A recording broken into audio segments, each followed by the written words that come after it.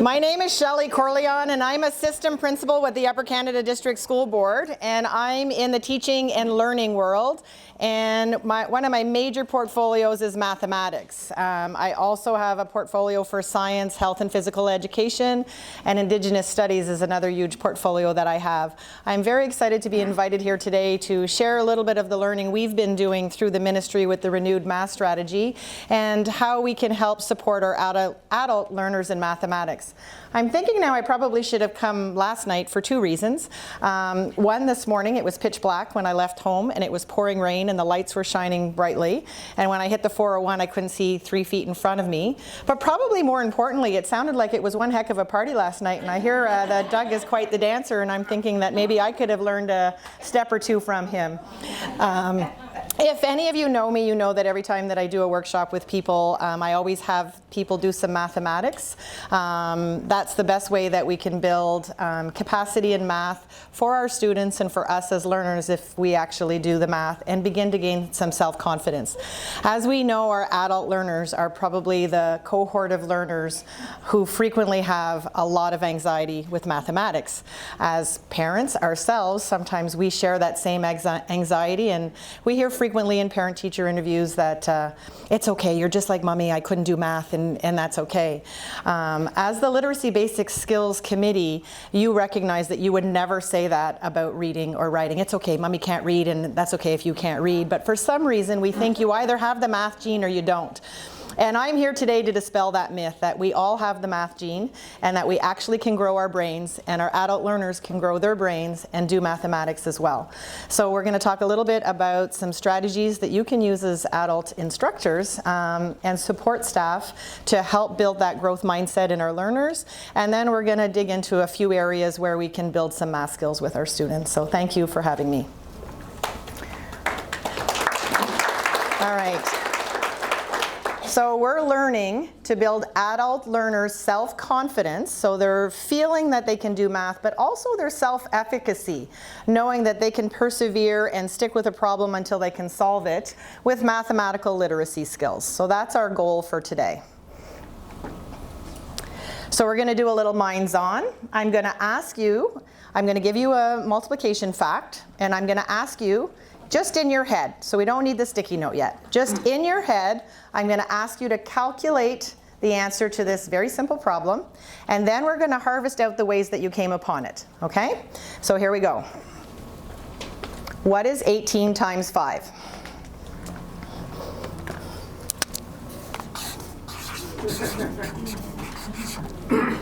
So, show of thumbs. Just pull your thumb up if you think you have one way of answering that question. For those of you who already have an answer, try and think of a second or a third strategy for solving that problem.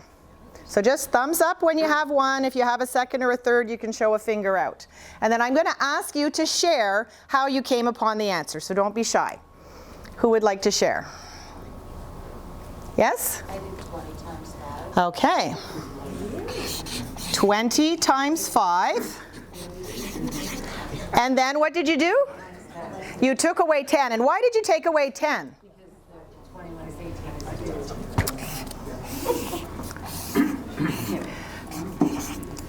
2. So visually, if you had 18 times 5, you added an extra 2 to give you 20. Is that correct? And so that was 100. But you knew that you had 2 times 5 too many. So you had an extra 10. So you subtracted 10 to give you 90. That actually is a strategy of landing on a friendly number. Because 20 is a lot more friendly than 18. Did anybody do it a different way? Yes? I did 18 times 10 and divided in half. Okay. 18 times 10. And what did you get? 180. And then what did you do? Divided that in half. 180 divided by 2 was the same answer of 90. Okay, so that here is doubling, and this is halving. So that actually is another strategy called halving and doubling. Did anybody do it a different way? Yes? I did it the old-fashioned way. Right. 8 times 5 and then... And how did you line up your numbers in your head, that old-fashioned way. I just put the 5 underneath. Underneath, right? We all learned that, right? Do you remember that? And then what did you do? I times 8 times 5 Yes, and what'd you get? at 40, and then I, Did you write 40 here? in my mind. Okay. What did other... Actually, I put the 0 and I knew that the 4 had to. Oh, and why do we put the 4 up there? Because the teacher told us? And what does the 4 actually represent? Does it represent 4? It's 40 actually, right? But we probably didn't know that as learners. We were just told stick the 4 up here. So let's stick the 4 up there. Keep going. And then I did, what did I do? 5 times 5 times 1. Yeah. 1 and added the 4. 5 times 1 and added the 4. I just kind of knew what was going to happen. Okay, so that was in the procedure kind of automatically in your head. So 5 times 1 is 5 plus 4 is 9, but it's not really 9, is it? It's 90 because that 1 is really 10, right? So 5 times 10 is 50 plus another 40 is where the 90 comes from. A lot more complicated. But that's what we taught our kids. Did anybody do it a different way? Yes? 10 times 5 and 8. Okay, so 18 times 5, we took the 18 and we made it 10 plus 8 instead. And this might be something that people know as distribution, because then you did 5 times 10 plus 8, 5 times 8 is what you said, 50 plus 40, which is 90.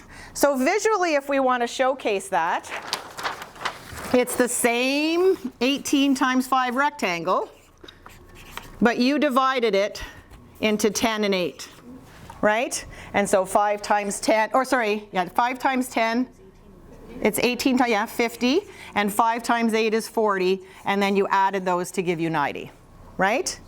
And that's decomposing 18 into 10 and 8 and then using distribution. So again, that has a name, okay? Did anybody do it differently? I know another way. Yes? Okay. By 5. Counting by 5s, so skip counting. We'll get you to the answer.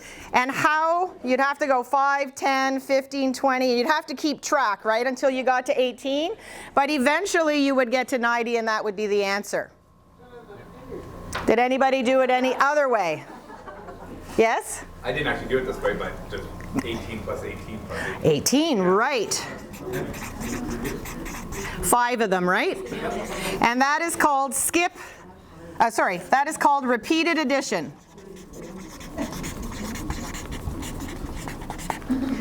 That's what we want to do for our adult learners and even our young learners, is to teach them strategies and name the strategies so that if they cannot memorize the answer or memorize that procedure that we did earlier, right? Why did I stick that 4 up there? And then, like, if the numbers get more complicated, you just add a 0, just stick another 0 there. We have no idea why we're doing that. So what we want to do for our students is actually notice and name the mathematics as they're doing it and give it a label so that when they get stuck, they can go to a strategy. So as an example, as a high school math teacher, I cannot remember 8 times 6 for the life of me. There's something that happened way back in my youth when I was trying to stick that in my brain long term that it didn't go there. But I know that 8 times 3 is 24, and I can double that. That'll give me 8 times 6. I can also do 6 times 4 is 24, and I can double that because that would give me 6 times 8.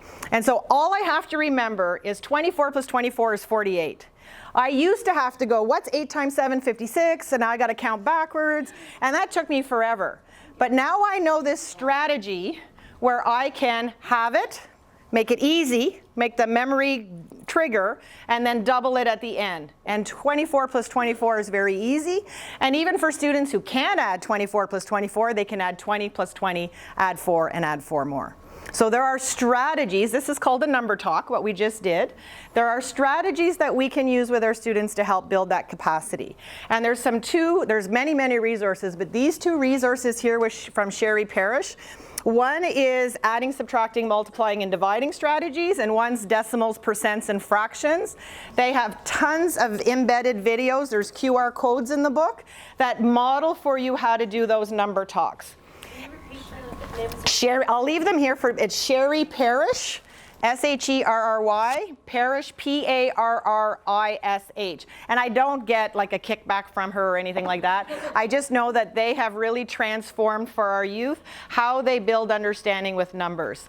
And this was a number talk where we harvested your strategies. There's also something called a number string. And the only difference with a number string is you're targeting one strategy.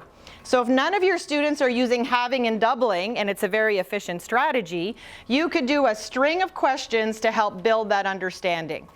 So those are great resources for you just to consider when students are talking about their math, we should let them talk about the math, as opposed to saying, here's a procedure, let's do 5 examples, now let me give you a worksheet with 40 more, and you try to memorize it. And if you get stuck along the way, you have no idea what to do to fix it because you can't remember the procedure. Whereas if we give them a toolbox with 8 or 9 different strategies, and those were just the multiplication ones, then they have a tool to go to when they get stuck. And at the end, I've already drafted the email to Maureen. I'm going to ask her to send it out to you, the slide deck, but also I have made these key rings, so you just have to print them and cut them and stick them on a ring of all of the adding, subtracting, multiplying, and dividing strategies. So they're named with an example so that you can look at them. So slide 1, didn't mean to take quite so much time. So this was just the capturing of that, so it'll be in the slide deck so that you can refer to the names of the strategies we talked about. And if we get kids talking about math, then they will gain some confidence about math. And we know that when students are learning, the more they persevere with something, the better they get. When we think about our professional athletes, they don't just land on a basketball court or at a golf course or playing volleyball and suddenly they're experts. They practice and practice and practice, and when they fail, they get up and they try again. And that's exactly what we want for our math learners. So in the slide deck, research has shown, and I've given you an article or a link to the research, that the #1 indicator of success for our learners, no matter the age, is grit. And in here I have included, there's a link here, and there's a little grit scale that the students can do. You can do as well as adults. Whoops, sorry, I have to reproject when I switch. It's a quick little, I think there's 10 questions, and you just click on what resonates with you, you answer all the questions, and when you hit submit, it tells you what your grit scale is. So you get a number, it's a little quantified math number that tells you how much you persevere in life. Not even specifically around math, but it might be a good idea for your students to try it to see where they are, and then maybe 2 months later, once you are working with them around math and using some of these strategies, you can have them do it again and see if they've actually increased in terms of their grit scale.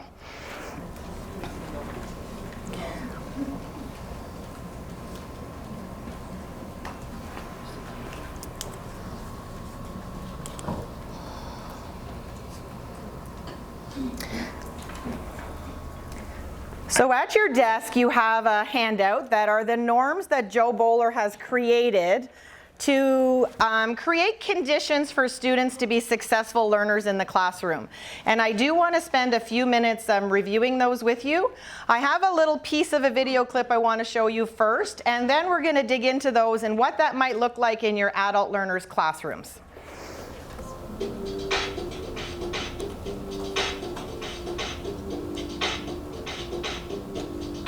Work, but you can't change your basic level of intelligence. Some people have a growth mindset about some areas. Like they may think they will get better and better at soccer if they work harder and harder, but a fixed mindset about others, like in math, thinking they can never really do well. Let's watch some standard soccer players demonstrate how a growth mindset helps them learn how to be really good at soccer.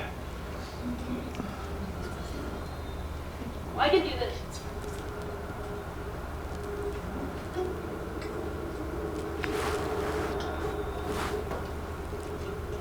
With a growth mindset, no matter how many mistakes they make, they keep going until they succeed.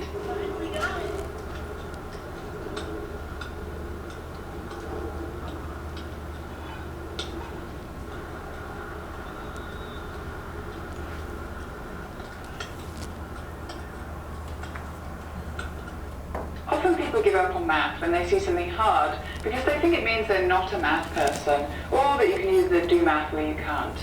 We now know that anyone can do well in math, and the harder you work, the smarter you get. This graph shows you how important it is that you have a growth mindset when it comes to thinking about math. The graph shows you the achievement level of students with a growth mindset compared with students who have a fixed mindset. The only difference between them was the beliefs they held about intelligence and themselves.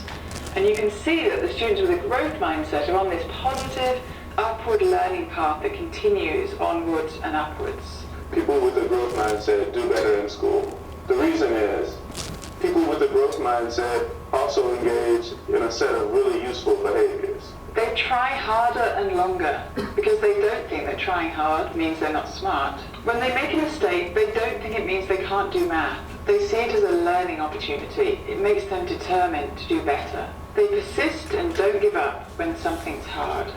When experts have studied the difference between successful and unsuccessful business people, they have found that So it's our jobs as the instructional leaders in our schools with our students to help build that growth mindset.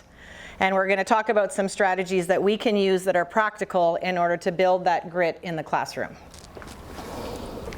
The language we use in our classrooms is so very, very important for our learners.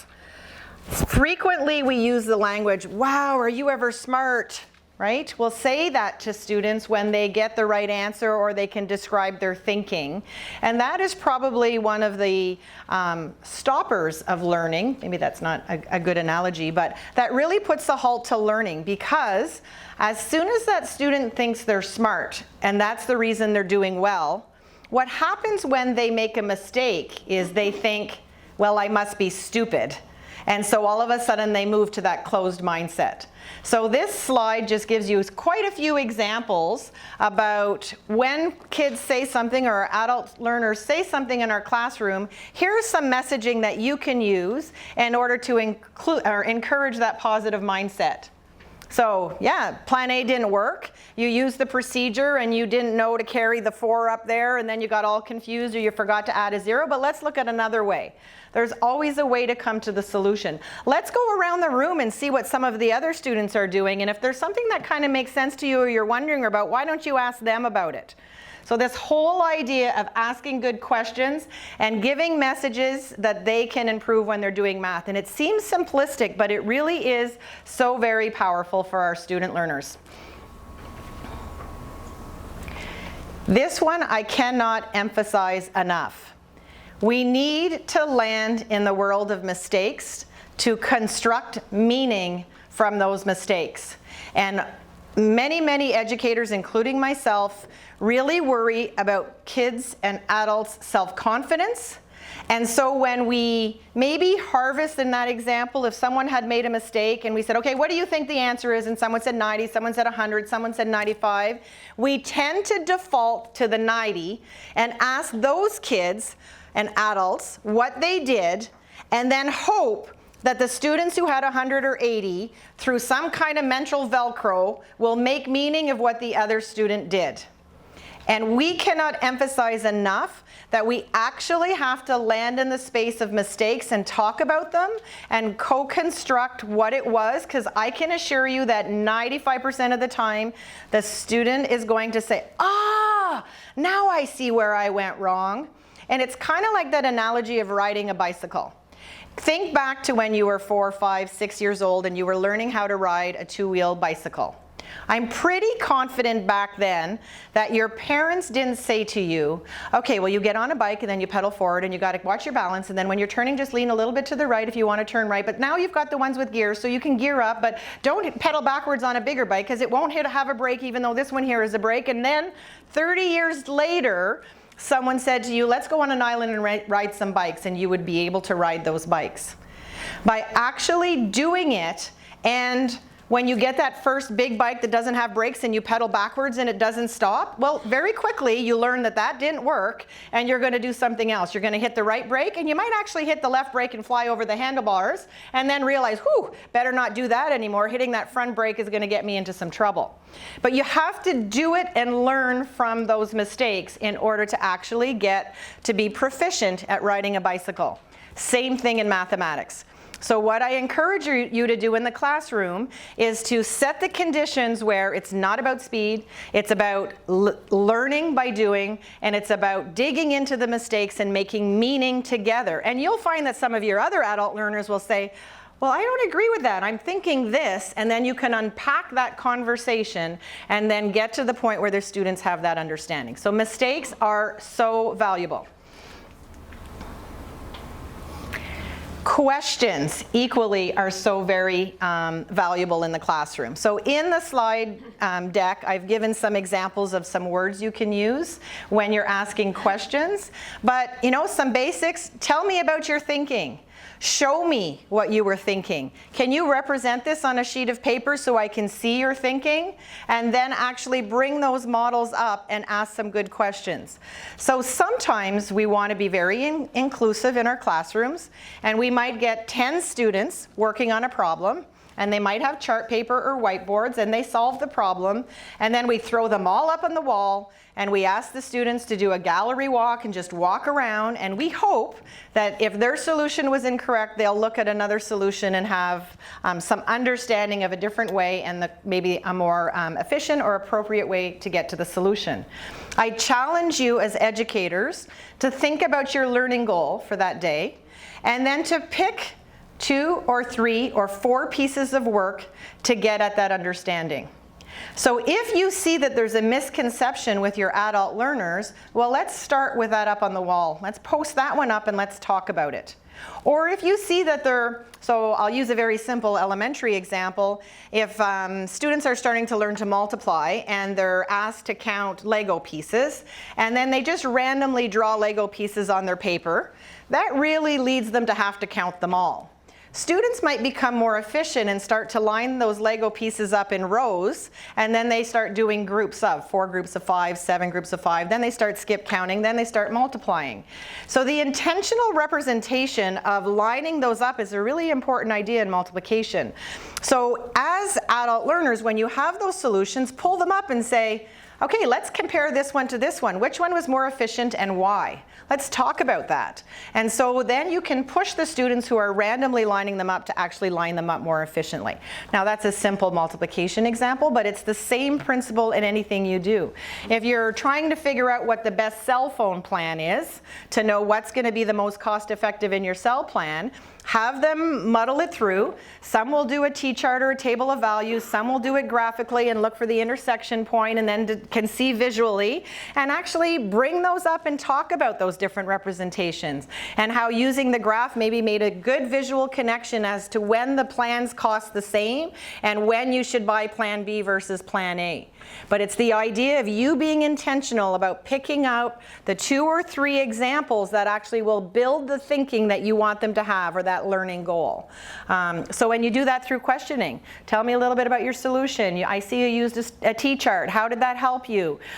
Did you get stuck? Were you able to figure out the exact break-even point? And maybe it was like 49.7 megs of data is the break-even point. Well, maybe you couldn't figure that out in a chart, but maybe you can in a graph, or maybe you can in an equation. So it's asking those good questions that really help the students build that understanding. As educators, administrators can go to Service Ontario and order all kinds of materials. There's some great monographs about documentation, discourse in the classroom, but one phenomenal resource is this bookmark. It actually is a 2-sided bookmark, and it tells you some good questions and ways to build thinking in the classroom. So that's what one side of the bookmark has. So it's great sentence starters for your students. You can have them posted up in the room. They could have their own bookmark. And then it just gives them ideas to how to start talking about the math that I'm learning. The other side of the bookmark are the processes. So communicating, reasoning, representing, proving and justifying, all of those processes in math, and it gives examples of what each of those are. So that's another good reason to have those bookmarks. And you can order, like I've ordered 2,000 of them, and they let you order them. So there's no limit, they're free, doesn't cost you anything. Any of those Service Ontario resources are free. So math is definitely about creativity. It's also about making sense. If we even go back to that simple number talk we did, how creative were some of the ways that people approach that problem? Some are like, you multiplied by 20? Like, why did you do that? Like, I never even saw that, right? But it's allowing our students to be creative in how they approach it. But equally important is the making sense of it. It isn't enough to just say, well, you can multiply by 20 and then subtract 10, or you can multiply by 10 and 8 and add them. Like, it isn't enough to just say what you can do. They have to actually live and experience it. And this is a graphic that we created last year in Upper Canada, because the research shows that we move students to the symbolic very early on. So when we're working with an equation, we tell them if it's a straight line that it's y equals mx plus b, m is the slope, b is how high it is on the y-axis. We give them tricks for calculating the slope, and we just push them in that symbolic world. What we have learned is every single time a student is learning something new, they should move back to the concrete world. We should actually start with them visualizing. Can you see the pattern? How is it growing? What part's staying the same? What part is growing? Do you have an image of that in your mind? So you begin with that visual. Then you give them some manipulatives. And we really recommend that the manipulatives are at the table in our grade 12 classrooms with our 18-year-olds. They're at the table because that is how they build understanding. So if we're doing linear relations, I'll just continue in that same line. We ask them, we give them some slips with some patterns, like 3 times the number plus 4, 2 times the number plus 4, and we have them build them. They can use whatever manips they want. They then go around and predict what each other's patterns are, and then they talk about, well, you used color. The plus 3 was in red, but the times 2 was in blue, and that made it very easy for me to figure out your pattern. And we talk about how do you represent that. Then we line them all up. We take those little blocks and we line them all up, and lo and behold, if we draw a connecting line at the top of those bars, oh, it's a straight line, imagine that. Then we throw them on the wall and we say, what's the same and what's different? Oh my goodness, every one of these were parallel to each other. And they all had a 3 in front of the x. Oh, that's very interesting. That steepness is called slope. We give them language at that point. And then we have them figure out how to calculate it by using their own examples. And then it's like, oh, well, these were really similar. They didn't have the same slope, but they all went through that same point, whether it was -4 or +5. Oh, that's interesting. Look at those patterns that you created. Oh, they all had +5. So now they have mental Velcro visually and concretely, and now they've moved into the pictorial. So they've made that graph, and then we can say to them, now that you understand, can you see that it's y equals mx plus b, and m was that 2 that was the slope, and the b was the 5 in terms of how high? Oh yeah, I can see that now. So now I actually make sense of that equation. In the real world, and they're trying to figure out a budget, and they're trying to calculate, you know, they want to save and they want to increase their savings, they can go back to that visual image and the concrete materials in their head. They don't have to actually touch them again. They may have to, but they now have understanding. And so we have to make sure as educators, we know we want them to have understanding. We know that we want them to be able to do their budgets and have financial literacy and all of that, but it isn't enough for us to just tell them and then say, just follow this procedure and do it, because when they're graduated and out on their own, they're not going to remember that. We have to make sure they understand it, and that's a really big principle that Joe Bowler and we recommend. So I just gave the example of the linear relation. So here's a visual representation of what I was just talking about. So there are the pattern blocks. Those are the patterns. They might be linear, as in the top one, or it might be a quadratic in the second.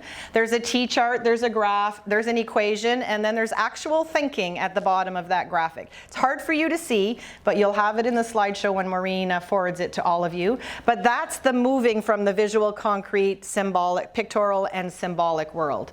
They do have to eventually get to that equation. I don't know too many engineers who pull out pattern blocks to figure out, you know, how wide a wall supporting beam should be in a house, but they understand what they're doing and why they're doing. And if we just give them a procedure and they don't understand it, that supporting beam in that room may not actually support the roof, and then we're going to all be in big trouble. So they have to have that understanding. And so that's what we're recommending, that you really slow down to build permanent learning versus rushing through it and there's no understanding. Which is the next slide. Value depth over spread. And there's the back side of that same bookmark I was talking about with all of the processes. So get them to represent their thinking, get them to talk about their thinking, get them to make meaning of what they're doing with an elbow partner around a table, videotape them, have a conversation with them. That's how they will have depth versus spread. Another important piece that we have to remember, it's about learning, not performing. And most students in math think that it's about performing. And the reason they think that is because we give them tests and quizzes all the time. And then they get the panic. They may not be able to do the first question, and then they just get that fixed mindset. I can't do math. I give up. The page is blank. We're done. So we want to move away from that to actually having them learn versus perform. So one thing that we did in our school board is, even though it's a math workshop, it really is an assessment workshop. It is your responsibilities to know what the learning goal is and then to co-construct the success criteria with the students.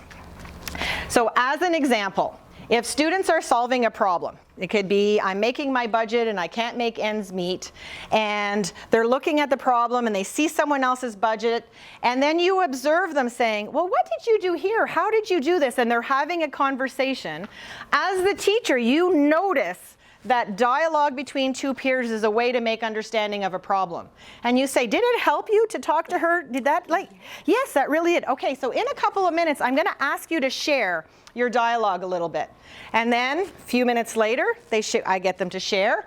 And then I say, is that a good way to make meaning of a problem, is to talk to someone else to make meaning? Oh, great. Let's put that as a success criteria for understanding a problem. So as you're doing the learning, you're uncovering kind of strategies and success criteria for solving whatever that is. Making a budget, best cell phone plan, leasing a car, paying rent, whatever it is. And they then start to know what the pieces are for that success. And then it starts to pull you away from the equation, because now they can start looking at their own work and say, yep, I got that, I got that. Ooh, I don't know how to do this. Oh, you've just set a goal for yourself. So we want to move to having learning goals and success criteria, and through thinking in the classroom, we want to start having descriptive feedback. And maybe at first it's you giving them feedback. I see you did this, I'm wondering about this, and they're like, oh yeah, I forgot that step, and away they go. But ultimately, we want them to self-assess their work and be able to set goals for themselves for their next steps. So even though it's about math, that applies in every subject area. What we've done is the ministry created this thing called pedagogical systems. So those 4 circles are ovals on the outside. You have to have a non-threatening classroom environment if you want discourse and celebration of mistakes in the classroom. So that's your responsibility, to build that community, which you all do, to make it safe for them to live and value mistakes and learn from them. So that's number 1. Secondly, you have to have worthwhile mathematical tasks. If you have your adult learners and you know what their interests are, and you do some math related to the interests that they have, then they're going to want to learn because they're vested and interested in that. And that same thing for 4-year-olds, 20-year-olds, 40-year-olds. You yourselves know when you're interested in something, you will persevere. You know, even if it's like a Sudoku puzzle, if you love to do those, you will persevere. If you're not interested in them and I give them to you and you get one number wrong, done, right? So worthwhile mathematical task is really important. We've talked about discourse. You have to get your adult learners talking about their thinking, because once they understand what they're doing, they'll get to the right answer. Don't just focus on the right answer. And then we talked about tools and representation. Put those manipulatives on the table, have them use a whiteboard. Did you notice when I was representing your thinking, I did verbatim what you said, but I also created a visual representation of that. And for some of you, you may never have known or recognized the connection between number actually takes up space. Like the more elephants you have, the more space it's taking up, right? So by creating this area model, it gives you a visual representation of what those numbers mean. And you all remember doing the area of a rectangle way back when, right? Base times height or length times width, whatever formula you used. Well, there's your base and there's your height. And so that's what the area is. So multiplication really is area when you think about it. So we created that visual representation to go along with the symbolic representation. So you want your students to start learning about those strategies. But they'll never know to make that box or rectangle unless you model that for them. So that's where your role comes in, is to model those tools and representations. If you put manipulatives in the back of the room and you tell your adult learners, if you need those blocks, go get them, I can guarantee you that not one student is going to go get the blocks. But if you say, here's some patterns, here's some blocks, show me how you see the pattern, and every single person in the room is expected to show their patterns with the blocks, they will all use the blocks, I can guarantee you. So that's you creating the conditions in your classroom to allow that to happen. And then finally, we all know, and I know some of you here are support counselors, that we can't get at any of the outside math stuff unless we take care of their emotions. And we know as adult learners, they have competing, they have maybe some young families, maybe they're a single mom, maybe they're trying to make ends meet financially, they just got laid off at work. So they have all those competing pressures. So we have to balance where they are emotionally, spiritually, and maybe even physically. They may have a disability, they got injured, and so now they're with you. So you have to recognize and balance that with the work that you're doing. But as I mentioned earlier, it can't be just about procedures, because there's no understanding. You have to build that conceptual understanding so they know what they're doing and why they're doing it. This here's the grit mindset we talked about. This is their becoming independent to self-assess. That was the ultimate end game in the assessment loop. And then really, the curriculum isn't the content. I really feel the curriculum is the processes. If you can get your adult learners to be thinkers, to justify their thinking, to prove why their thinking makes sense, to communicate, right? Those are life skills. They're going to be equipped in any job that they get in their future, because those are life skills, not math skills. So really, as adult instructors, we really recommend that you land in the processes more than here's the expectation you have to do. So for the next 25 minutes or so, I'm going to talk a little bit about what does this look like in the classroom for you in terms of real life, because we really want to make that connection. So checks and balances. We want them to have financial literacy. So I'm going to ask you on your sticky note to just jot down if you think the answer is A, B, or C to this question.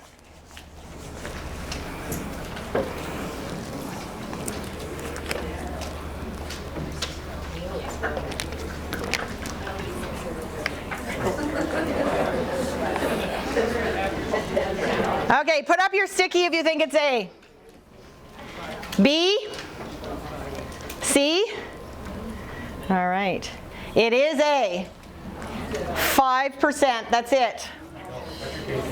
That's pretty sad, right? It's pretty scary, but there's a whole lot of reasons why that is the case. And we'll get into a few of those in a few minutes. What is the average household debt based with Stats Canada from 2013 data? So 4 years ago. I suspect it's probably worse now. A, B, or C? The A's? A? Yes? If they have a mortgage, yes. B? C? $114,000 is the average household debt. And you would be shocked to know how much of that was on maxed credit cards at 28% interest rate. Okay, in 2011, the total reported dollar loss by victims of identity theft. So going into this hotel and using the open Wi-Fi on your phone that also has your banking app at the same time, and it's not protected for someone else to hack into unbeknownst to you, and taking small little amounts out that you don't even have a clue is happening because they're not big amounts and we don't track specifically every single withdrawal we do in our bank account. That's just one example. Airports are brutal for unlocked Wi-Fis. So how much do you think? A, B, C? And you are correct, it is C. $11 million. So we do want financial literacy for our students. We want them to reach their life goals. We want them to provide for themselves and their families. We don't want them to be scammed, not just through Wi-Fi, but with marketing. And we'll do a few examples of how marketing can really scam our, well, all of us actually, and how to be a smart consumer. Understanding credit.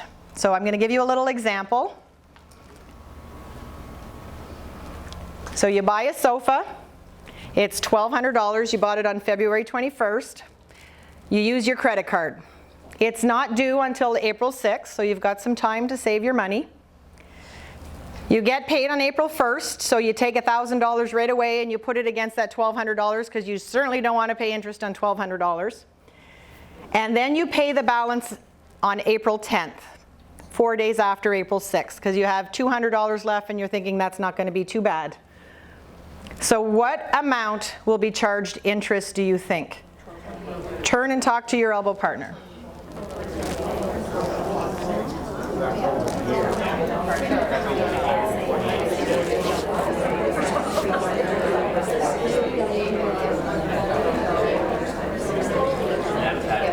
Okay, how much are you paying interest on? $1,200. From what point are you being charged interest? February 21st or April 1st when you paid off $1,000? February 21st. And many of the adults do not recognize this. And so here's the difference. Instead of paying 61 cents of interest, that's $200 for 4 days at say 28% interest rate, you are actually going to pay $47.86 of interest because you didn't pay that $200, you paid it 4 days late. That's a huge cost. And so when we're talking about our adult learners and saving to maybe buy a house or a car or pay rent and get out of living with their family, that adds up very quickly. And that's if they paid, they didn't have any other charges on their credit card, okay? So as I mentioned, you pay from day one the full balance, regardless if you've paid 99.9% of it. If you didn't pay a penny, they will charge you the full interest for the entire period, okay? So that's really important for our adult learners to know this. We know our adult learners sometimes get into financial difficulty and they have a rent to pay or they have to buy groceries for their children, but payday isn't coming for another 10 or 12 days, but they've got to pay the rent and they haven't paid it the last 2 months and they know they're going to be evicted, and we can go on and on with our stories. So what happens is these internet companies and live, Money Marts and all these companies will say, not a problem, $300 for 20 or $100 for 18. By law, they cannot charge you more than $18 in Canada for a $100 loan. So now, if I take a $300 loan, they're going to charge you $54 because they're allowed to charge you $18, and that's for 14 days. So what I would like you to do now is calculate what that interest rate is. $54 interest on $300 for 14 days. So tell me annually what that interest rate is going to be. Okay, $18 on 100, what's the interest rate? 18%. So every 2 weeks they charge you 18%. So what is the annual percentage rate? Okay, crazy amount, right? And our adults and even ourselves don't realize, it's like, well, I can afford the $54 in 14 days when I get paid. I can't afford $300 right now because I didn't get paid. I used it to pay whatever my rent. Now I have to buy food or I have to pay my car payment. And they don't realize that over time, the waste of money from doing those loan companies. And they also do them through the internet. So I want to buy a car, I go online, there they are grabbing your money.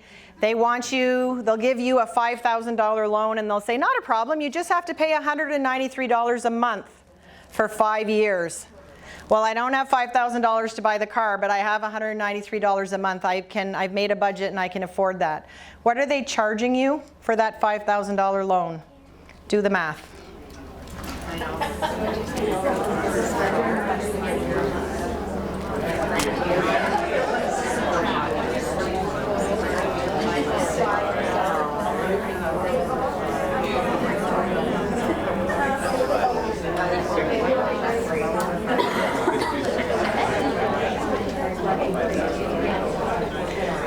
So 193 times 12 months a year times 5 years is $11,580 for that $5,000 loan.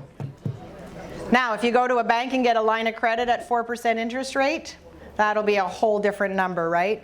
But the problem is they don't have the equity sometimes to get that loan from the bank.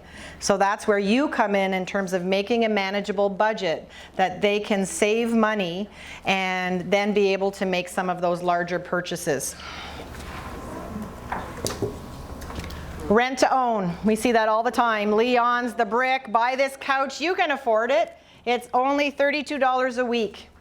Same problem for 156 weeks. You would be shocked to know how much that couch cost you. But wait, there's a plan C. We haven't talked about that. You don't have to pay for 72 months. Surely, 6 years from now, I'm going to have whatever the couch was, $900. I can afford that. 5 years from now, 6 years from now, when I have to pay it. Flash forward 6 years. I have $850, but it was $940, so I put $850 down. Same thing as the credit card. From day one, 6 years ago, at 24% interest rate, they will charge you interest on that couch for those 6 years, even though you just missed the $60 or whatever you had short at the end. If you don't pay the balance in full on the day it's due, your back interest goes to day one when you purchase the couch. So these are things our adult learners need to know about. And these are the questions you need to be having them think about. So to make sure that they're not buying on credit, because it's killing them. It's killing us as a Canadian society, the amount of debt that we're holding. So there is a website with all kinds of, it's a Canadian website where your adult learners can calculate their budgets, figure out how much it costs for a lease on a car versus buying it. So I've included that in the slide deck. There are scammers. There is marketing targeted at us to buy without us even thinking about what we're buying and what we're paying for it. Was $52.99. Now $47.99. You saved $12. I'm pretty clear that you didn't save $12, you saved $5. But as a consumer, what a sale, I'm saving $12, I'm gonna buy that. Walmart. It was $15, but it's on clearance now, which means they want to get rid of the stock because nobody wants it, and they throw $20 on there. And we think, oh, it's a clearance, it's a good deal, I'm going to buy it, without paying attention to it actually was $15 before they put it on clearance. Rollback, right? We see that sign, we pick up the toilet paper. But it was $7.96, now it's $9. Pay attention to the strategies our marketers are using. Units. There's a lot of confusion around units out there, and we get scammed by that. It was $1.50. I'm clear that they probably meant it's now 98 cents, but they said it's $98 because they didn't realize that a dollar is 100 times more value than the cent. So we need to pay attention to that. And on the right, my coworker, Vice Principal Leslie McKellar's mom was in the hospital, and she weighs 100 pounds. And in her, that was her discharge paper, it says she weighed 100 kilograms. All of her medication for the week she was in the hospital was calibrated based on her weight in her chart, and her chart weight was way higher than her actual weight. These things happen all the time. We, like, buyer beware. We need to be aware, and our adult learners need to be aware of this. Okay, what's the better deal? Use your sticky notes, figure out which one you should buy. So did some of you figure out a unit rate to answer that question? How much does it cost per ounce, and whichever one is less is probably the better buy? Did some of you maybe do a ratio of the numbers to figure it out? Like, there's multiple ways, and that goes back to what I talked about at the beginning. Take the time to harvest out the thinking of your adult learners to see how they made sense of the problem. And if there was a misconception, then let's talk about that. Do you know in the grocery store that for every single item, there's a little tag on there that actually tells you the unit rate? You know that. Do your adult learners know that? When they see it's 2.5 liters for $7.62 or 1.5 liters for $5.74, it actually, the smaller one is more expensive. So you need to have them thinking about, I need laundry detergent all the time. So I need to be looking at that, and maybe I buy it less frequently, and this month I'm buying laundry detergent, and next month I'm buying dish soap, but I'm getting it at the cheaper price. And even more so, all those flyers on that table, I'm looking for the sale. And I'm going to buy 2 of them when I have a sale, because I know that's something I need every single day in my household, or every week if it's laundry detergent, if it's an apple, whatever it is. Right? We want them to be smart consumers, so we need to teach them about what actually occurs in the grocery store. Do you talk about they actually throw the milk way at the back because that's what you need, and they make you go through all those aisles of temptations to get there? Make them aware of those marketing ploys. Make them strategic about, if I'm only going in for this, I'm only buying this. That impulse shopping is killing us. We think we're getting good deals, but it's stuff half the time that we don't even need.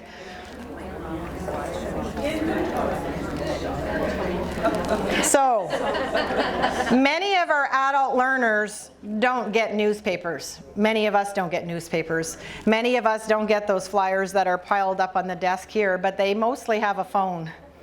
And in the phone, they can online shop, they can watch for specials.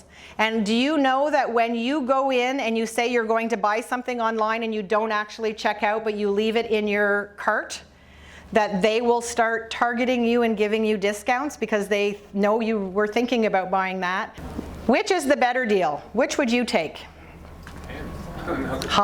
Depends. Talk to each other about that. Kids thinking about questions like this so that they can be smart shoppers. Make the problems real. We talked about worthwhile mathematical tasks. If they're buying a fridge, let's take it from start to finish. It has to fit in your apartment. What's the height of the hole in the apartment? What's the volume of the fridge? Is it going to fit in there? How much is the fridge going to cost?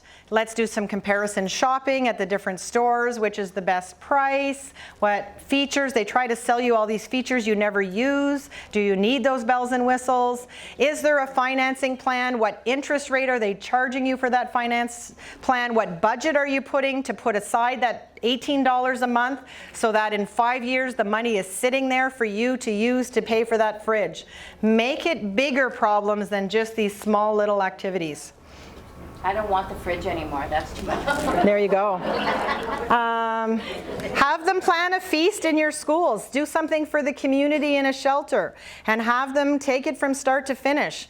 What's the room layout? Someone had to decide here how many tables fit, how many chairs we could get at a table. And actually I removed, I think there's 2 tables on the back there because this table here with the gentleman in the blue shirt, he could not have had, like, the back-to-back was a big issue, so we moved some chairs out. Have them figure out how many people can sit in the room. Have them pick a menu. Plan a schedule of who's cooking when, who's doing the buying, where am I going to buy the stuff. Let's take it from start to finish, and then at the end, let's have a celebration and a feast. Right? So you want it to be meaningful stuff that they need to do in their everyday lives. They need to decide how much food they need, what they're going to buy, what they can make with it. Looking at recipes. Talking about cutting a recipe in half. How do we do that? And I'll get to that slide in just a second. But here are the guidelines for budgets. We should spend half of the money we make on essentials. We should save 20% of what we make. And do you remember right at the beginning, how much are we saving? 5. So we should save 4 times more than the average Canadian is saving. And then 30% should be for the fun stuff. And if we don't keep track of that, we have no idea that that Starbucks coffee at $3.79 every single day, and buying the lunch over here, and then going out for dinner over here, and you know, all of those things add up, and if we don't pay attention to it, we have no way of knowing how much money is going to our personal for fun stuff. So let's get our adult learners tracking that. And there are all kinds of online tools for them to do that. And in conclusion, with 1 minute to spare, this is what we want our students to do. Many of them in mathematics have that fixed mindset. Not only can't I do it, but I won't do it because I know I'm stupid. We want them to start to think, I want to do this. I'm vested. I want to buy that car, and I need to know how much to save. Make it interesting for them so that they want to say, well, how do I do it? And then you're going to say, well, let's talk about that. Let's figure out together how we're going to do it. So that they want to try to do it, so that they can do it, so that they will do it, and then celebrate, yes, I did it. And if we do that over and over and over again in our classrooms, our students will have a growth mindset, not just in mathematics, but in facing any challenge they face in life. Thank you very much.